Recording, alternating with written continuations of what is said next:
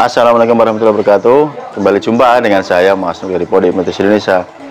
Buat sahabat semua, sangat terima kasih buat Anda yang sudah subscribe di channel ini. Buat Anda yang belum subscribe, saya persilakan Anda untuk subscribe di sini dan juga aktifkan notifikasi loncengnya.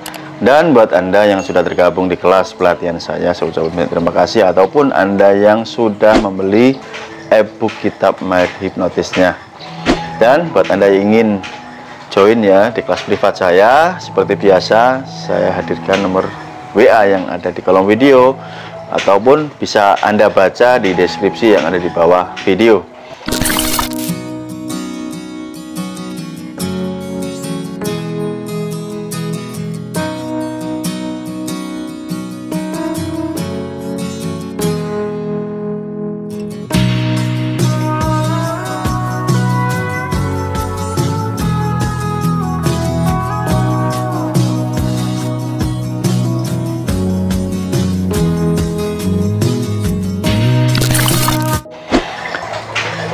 Menyimak beberapa dari orang-orang yang belajar di tempat saya ya, yang ikut di kelas pelatihan saya sangat senang ya, sangat bahagia sekali karena apa yang sudah saya tularkan ya, ilmu yang sudah saya tularkan ke beliau-beliau ini ternyata sungguh luar biasa. Banyak sekali berita-berita yang menggembirakan ya ketika saya memberikan sesi di kelas pelatihan saya ya, banyak kemajuan ya tentang ilmu hipnotis ini, yang apa yang sudah beliau praktekkan ya, luar biasa. Saya mengucapkan selamat dan sekaligus mengapresiasi bahwa Anda semua yang tergabung di kelas pelatihan saya memang Anda hebat ya. Saya hanya sebagai fasilitator saja, saya bukan apa-apa ya, tetapi jujur saya sangat gembira sekali melihat perkembangan Anda yang sungguh luar biasa menjadi seorang yang semakin mahir menghipnotis ya. Tentu ilmunya sangat berguna ya buat Anda yang digunakan untuk hipnoterapi dan lain sebagainya. Mengingat beberapa tahun yang silam ya, sekitar seminggu yang lalu, tahu seminggu ya, kurang lebih 8 tahun yang lalu ya,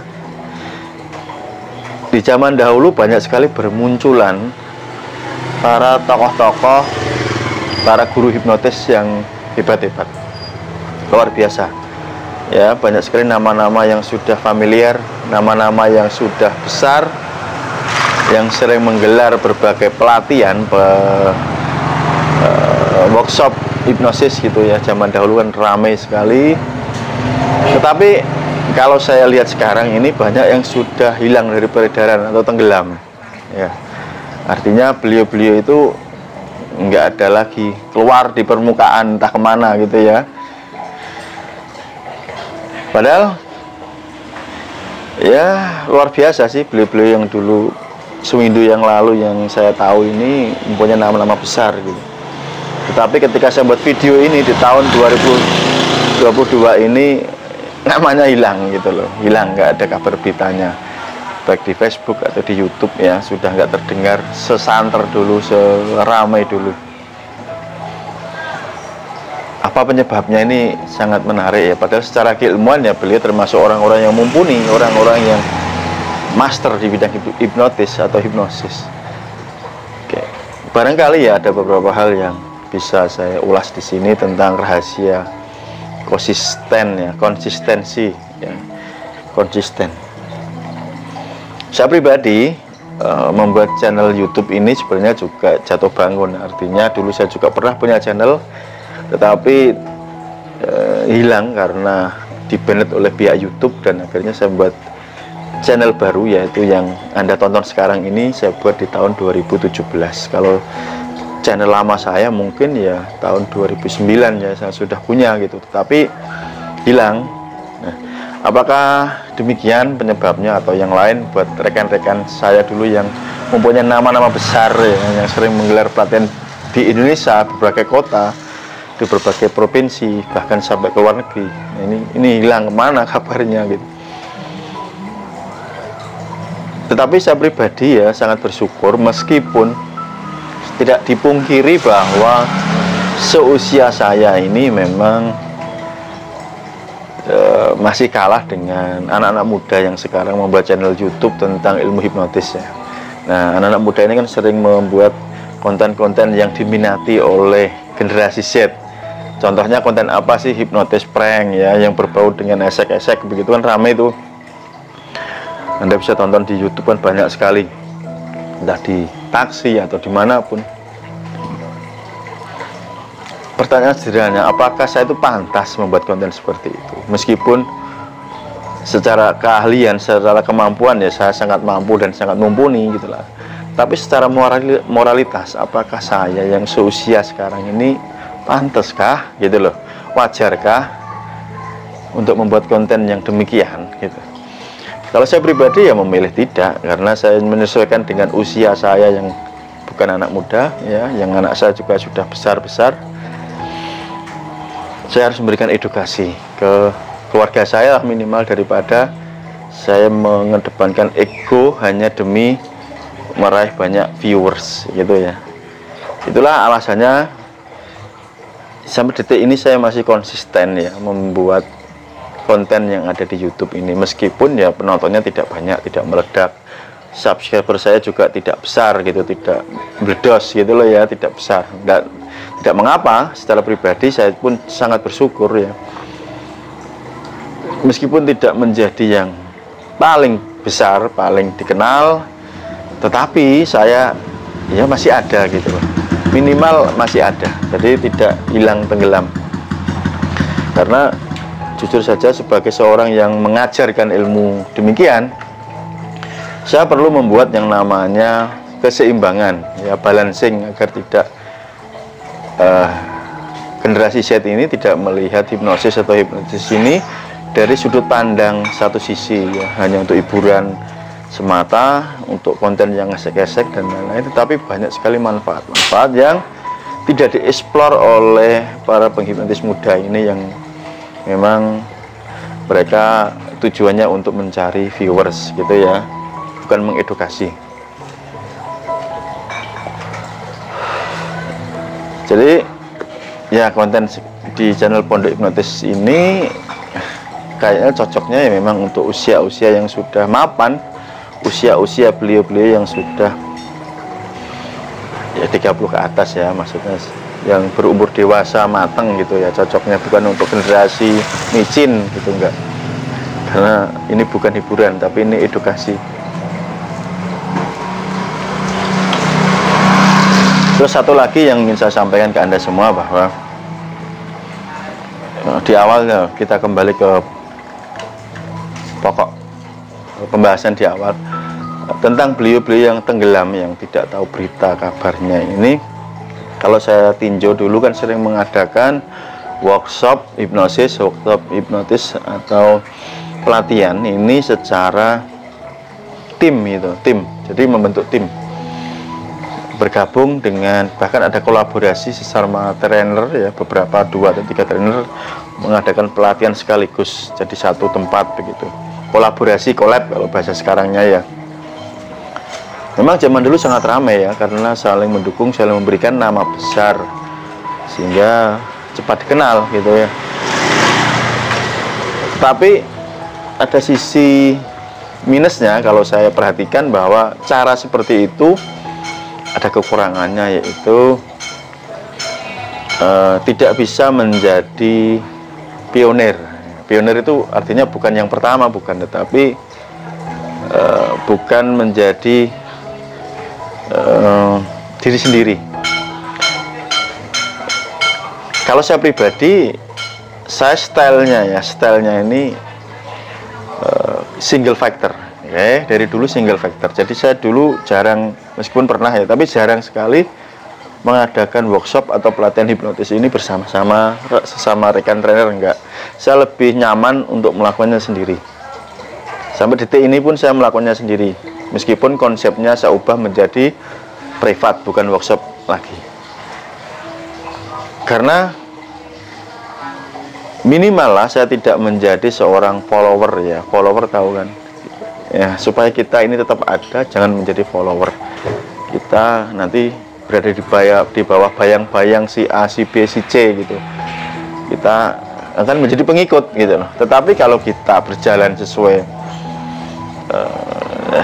keinginan kita, sesuai dengan apa yang kita rencanakan sendiri, ya kita akan menjadi pionir untuk diri kita sendiri. Dan itu bicara konsistensi tadi, konsisten, kita akan lebih bertahan lama. Ini saya buktikan sendiri kan. Saya juga ya mungkin hampir tiap hari membuat konten YouTube untuk Anda gitu. Bahkan ada satu hari berapa video yang saya upload, artinya saya tidak mengalami boring, kendala ya, karena saya berjalan sendiri, tidak menjadi follower, tidak menjadi pengikut siapapun, dan saya bebas untuk berkreasi sesuai dengan ide saya yang ingin saya tularkan kepada Anda.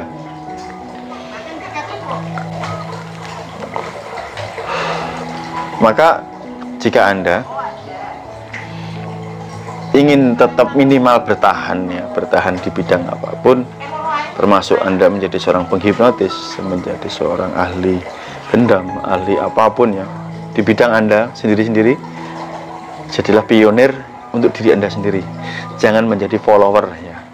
Misalkan Anda tergabung di pelatihan mana gitu untuk hipnotis, Anda menjadi murid, kemudian Anda menjadi follower, nah itu selamanya Anda tidak akan pernah ada, tanda kutip ada tapi tidak pernah dianggap. Artinya Anda ya hilang gitu, nggak kelihatan. Yang kelihatan siapa? Ya guru besar Anda gitu loh, pengajar Anda, trainer Anda. Makanya saya tidak menerapkan konsep yang seperti itu. Jadi orang yang belajar dengan saya tidak saya anggap sebagai follower saya, pengikut saya yang memegang kontrol 100%, saya yang menjadi orang yang super power, tidak.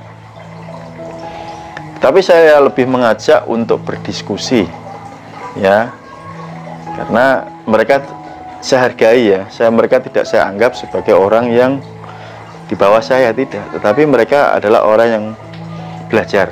Kebetulan saya mempunyai kemampuan untuk mengajar ya, sebatas itu saja gitu loh. Tidak saya perlakukan mereka dalam tanda kutip sebagai budak saya gitu, tidak ya. Saya sangat menghargai orang-orang yang belajar dengan saya menghormati, saya mengapresiasi ya. Saya tidak memperlakukan beliau-beliau ini sebagai anak buah ya, atau apapun namanya, tidak ya.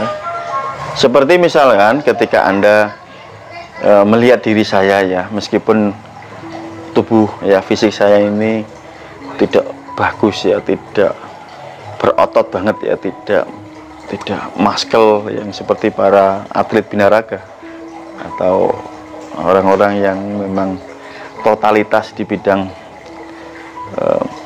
workout ya, gym gitu ya, tidak. Tetapi minimal saya tidak menjadi orang yang gemuk ya, obesitas, tidak, ataupun menjadi orang yang kerempeng kurus, tidak ya. Tetap berotot meskipun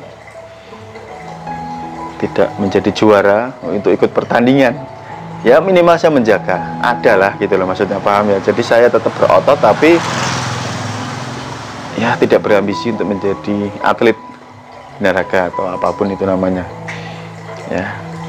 Saya hanya men-challenge diri saya bahwa saya minimal di usia saya yang sekarang ini ya, hampir setengah abad ini, bisa menjaga kebugaran fisik saya. Syukur-syukur jadi jauh lebih bagus lagi, lebih berotot lagi gitu. Inilah semangat yang ada di dalam diri saya yang saya tumbuhkan, bukan untuk bersaing dengan orang lain, tetapi semata-mata karena saya menyadari bahwa saya harus berjuang untuk diri saya, untuk tumbuh ya, terus tumbuh, belajar, berlatih dan sebagainya, itu demi kepentingan saya pribadi. Nah, ini yang ingin saya tularkan kepada Anda semua, bahwa jangan sepenuhnya tergantung atau Anda mempunyai keinginan untuk bersaing dengan siapapun, tapi bersainglah dengan diri Anda sendiri. Sebab dengan Anda menerapkan mindset atau konsep yang demikian, itu tampaknya akan lebih nyaman buat diri Anda dan bisa long term ya, bisa jangka panjang. Oke, begitu saja. Semoga ini bisa membuka cakrawala Anda dalam berpikir. Sampai jumpa di kelas pelatihan saya. Salam hipnosa. Assalamualaikum warahmatullahi wabarakatuh. See you next time. Bye bye.